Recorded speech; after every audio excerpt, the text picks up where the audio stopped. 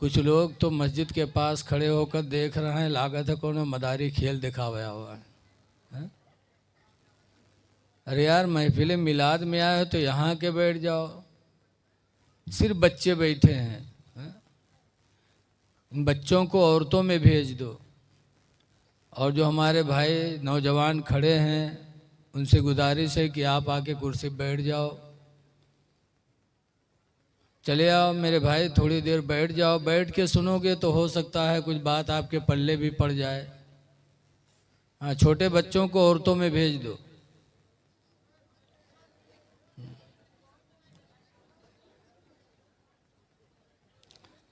आ जाइए, आप आ जाइए बेटा, उधर जो खड़े देख रहे उधर चले आओ।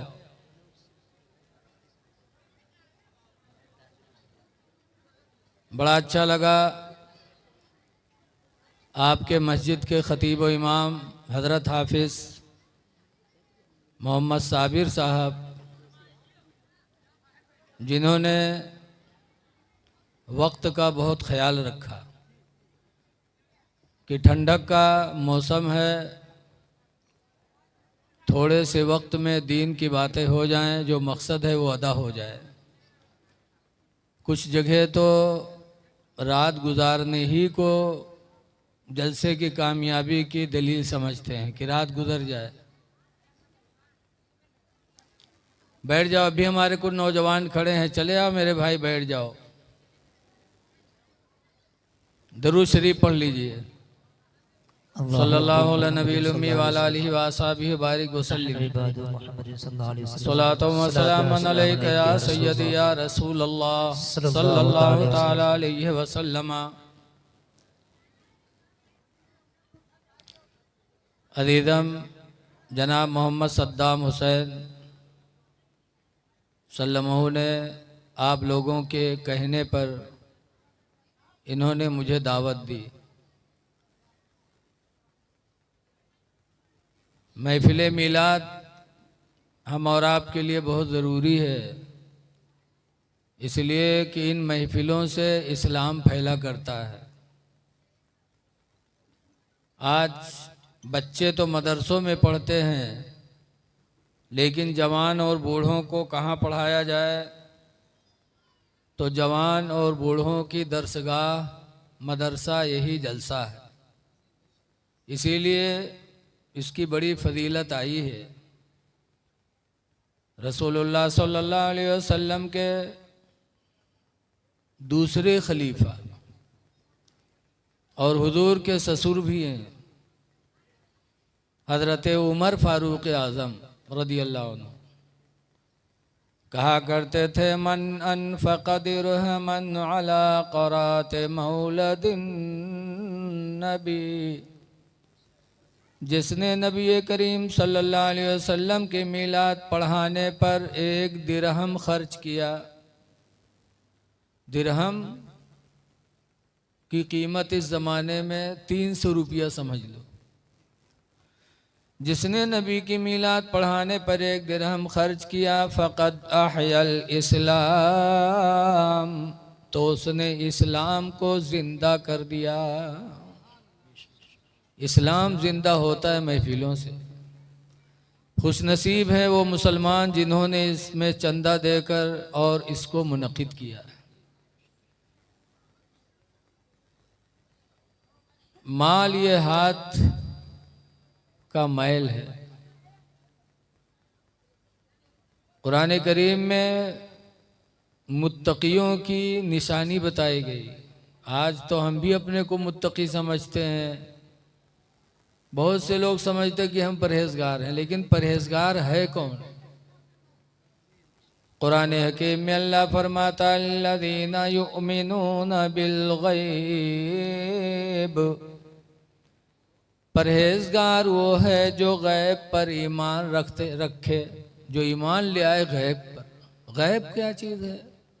जिसको हम न देख रहे हैं न उसको सुन रहे हैं। जैसे कब्र में हिसाब व किताब होगा, हम लोगों ने देखा नहीं लेकिन ईमान है। क़यामत आएगी, क़यामत को देखा नहीं लेकिन ईमान है। जन्नत और दोज़ख है, हमने देखा नहीं लेकिन नबी ने बताया तो हम लोगों ने मान लिया। तो गैब पर जो ईमान रखे वो परहेजगार। लेकिन आज बहुत से लोगों की सोच है कि जो कुछ दुनिया है वही है, ये खाए पी लो के बाद कुछ होना नहीं है। क़यामत के अंदर एक तराजू अल्लाह ताला कायम करेगा, जिस तराजू के बारे में सूरह रहमान में लिखा है, नज़उल मवाज़ीनल क़िस्त। अल्लाह फरमाता है हम क़यामत के दिन इंसाफ का तराजू कायम करेंगे। तराजू होगा, हमारे तुम्हारे आमाल नामे तौले जाएंगे। हर इंसान के कांधे पे फरिश्ते हैं, एक का नाम है किरामन, दूसरे का नाम है कातिबीन। एक फरिश्ता हमारी नेकियों को लिखता है और दूसरा फरिश्ता हमारी बुराइयों को लिखता है। इन फरिश्तों को हमने देखा नहीं लेकिन अल्लाह के रसूल ने कह दिया तो हम लोगों ने मान लिया। तो गैब पर ईमान रखना यही परहेजगार की निशानी है। ये रजिस्टर कब खुलेगा? क़यामत के दिन। हमारा भी रजिस्टर सामने होगा, आपका भी होगा। आला हजरत इमाम अहले सुन्नत रज़ी अल्लाह ताला अन्हु फरमाते हैं, खुदाए क़हार है गज़ब पर, खुले हैं बदकारियों के दफ्तर। खुदाए क़हार है गज़ब पर, खुले हैं बदकारियों के दफ्तर। और बचा लो आकर शफ़ीए महशर, तुम्हारा बंदा अज़ाब में है। दफ्तर खुलेगा। यहाँ कुछ भी हम मक्कारी कर लें, बहरूपिया बन लें, लेकिन वहाँ सब मामला साफ हो जाएगा।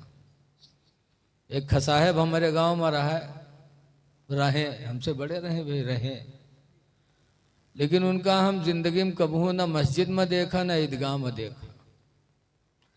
जब वो मरे तो हम लोग जब उनका कफन पहनावे गए तो उनके बुढ़िया टोपी सी आए ठाड़। हम कहीं नहीं टोपी का करिए, कहीं निकल लगाई बे, तो हमका जिंदगी में नहीं पहना पाए, मरे के बाद टोपी लगावत हो। धोखा दे खातिर कि हमारा आदमी बड़ा नेक रहा है। कफने सुन्नत 3 है, सिर्फ 3 में इजाफा करना मना है। एक तो तहबंद, लेकिन दुनिया वाला तहबंद नहीं। दुनिया में तहबंद तो कमर से लेके गट्टे तक होता है, बोलो टखने तक। लेकिन मुर्दा का तहबंद सर से लेके पांव तक, वो तहबंद अलग ही है। दूसरा कपड़ा तमीज, कुर्ता जिसको कहते हैं, वो भी सर से लेके आते। और तीसरा लिफाफा, जिसमें बांधा जाता है। यही 3 कपड़ा सुन्नत है। इसमें अगर किसी ने ज्यादा किया तो सुन्नत के खिलाफ किया। तो क़यामत के दिन सारे आमाल तौले जाएंगे।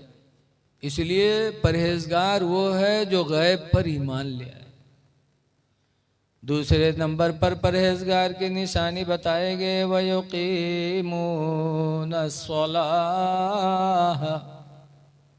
और परहेजगार वो है जो नमाजों को कायम करता रहे, नमाजों को पढ़ता रहे। परहेजगार वही है। नमाज जो पाबंदी से पढ़े वो परहेजगार। तीसरी पहचान अल्लाह ताला ने बताया, वमिम्मा रज़क़नाहुम युनफ़िक़ून।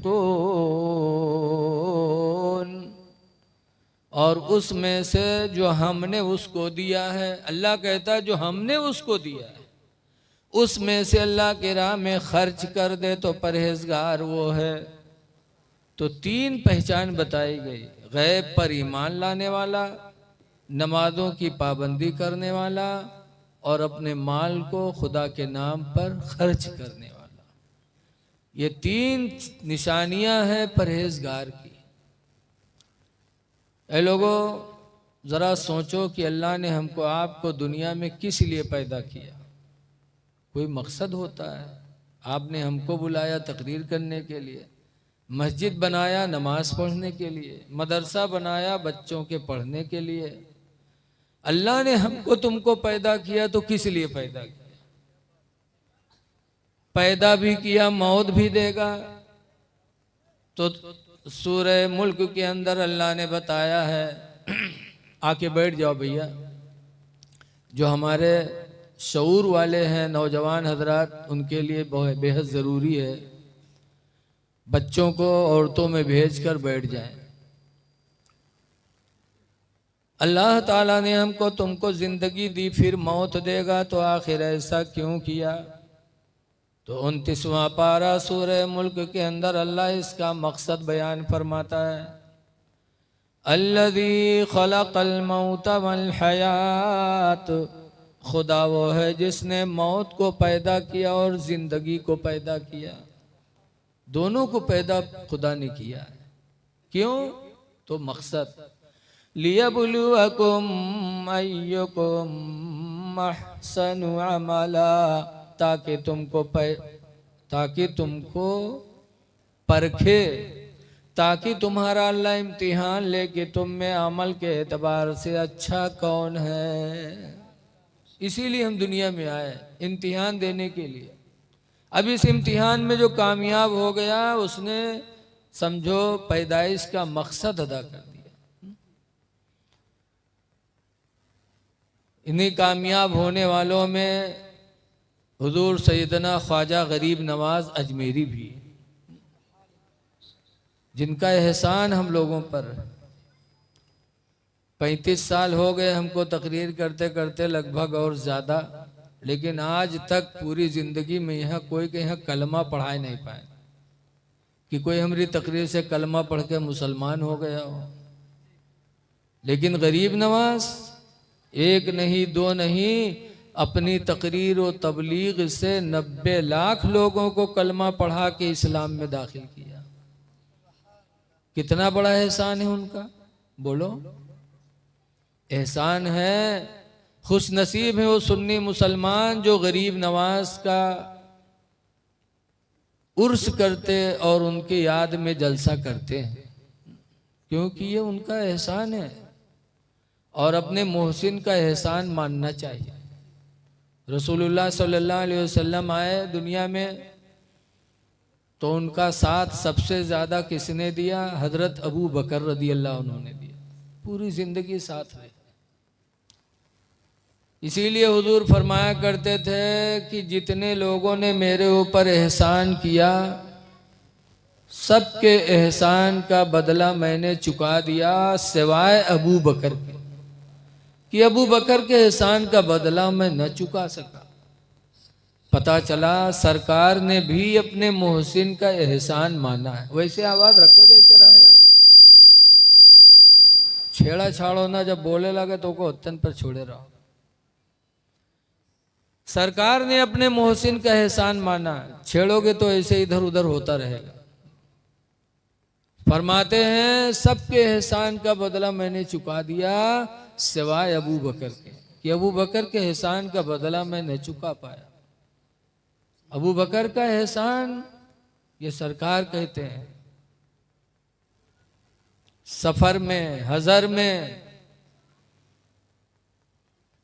यहां तक कि जिस रात पूरा जमाना दुश्मन था मेरे पैगंबर का, कत्ल करने के लिए मेरे नबी के घर को घेरा था, उस रात जब हुक्म हुआ कि मक्का छोड़ो मदीना जाओ, तो उस दिन नबी का साथ अगर किसी ने दिया था तो अबू बकर सिद्दीक ने दिया था। साथ थे, जान को जान नहीं समझा। इसीलिए हिजरत की रात में जब 4 किलोमीटर दूर मक्का से पहुंचे तो गारे सोर के अंदर छुपने के लिए दोनों लोग गए। तो हजरत अबू बकर पहले गए साफ किया, फिर बैठे, फिर अपने रान पे बुलाया, सरकार को लिटा दिया और तमाम सुराख थे बंद किया। एक सुराख बंद करने का सामान न मिला तो अबू बकर ने उस पे अपना पैर लगा दिया। कोई पागल थे क्या? वो नहीं जानते थे कि सुराख है, इसके अंदर कोई कीड़ा मकोड़ा होगा। इसलिए इस्लाम का हुक्म है कि कहीं पेशाब करो तो सुराख में मत करो।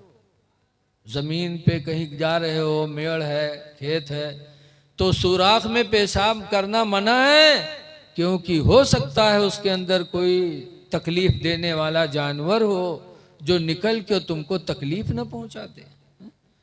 तो जब इस्लाम का हुक्म है तो अबू बकर ने पैर लगा लिया। क्यों? जान को जान नहीं समझा नबी की मोहब्बत में।